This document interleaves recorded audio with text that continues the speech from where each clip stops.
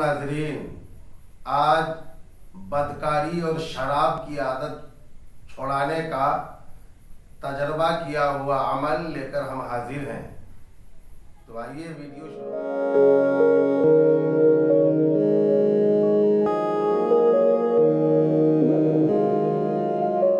ये अमल हुजूर मुफ्ती आज़म हिंद अलैहि रहमतु व रिज़वान का अता किया हुआ है और बारहा का आजमाया हुआ है। आम तौर से देखा जाता है कि बाज़ नौजवान तरह तरह की बुरी आदतों में मुब्तला होता है। बीवी को शौहर से शिकायत है कि मेरा शौहर जुआ खेलता है, शराब पीता है, जितना पैसा कमाता है सब जुए और शराब में बर्बाद कर देता है।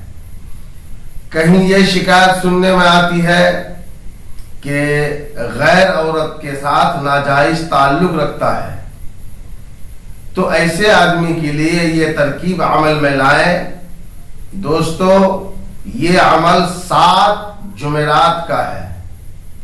अमल और तरकीब ये है कि चिकनी मिट्टी के 7 ढेले, इस साइज के ढेले 7 ढेले लेकर कब्रिस्तान में जाएं और किसी टूटी हुई पुरानी कब्र के पूरब किनारे पर इस तरह बैठ जाएं कि मुंह किबला की जानिब रहे।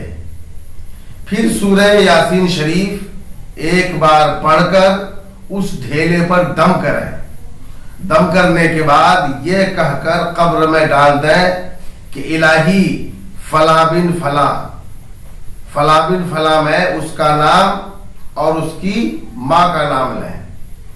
फला बिन फला का दिल शराब या जुआ से या ज़िना से, यानी उसके अंदर जो बुरी आदत हो उस बुरी आदत का नाम लें। शराब या जुआ या ज़िना से ऐसा ही मुर्दा हो जाए जैसा कि इस कब्र में ये मुर्दा पड़ा है।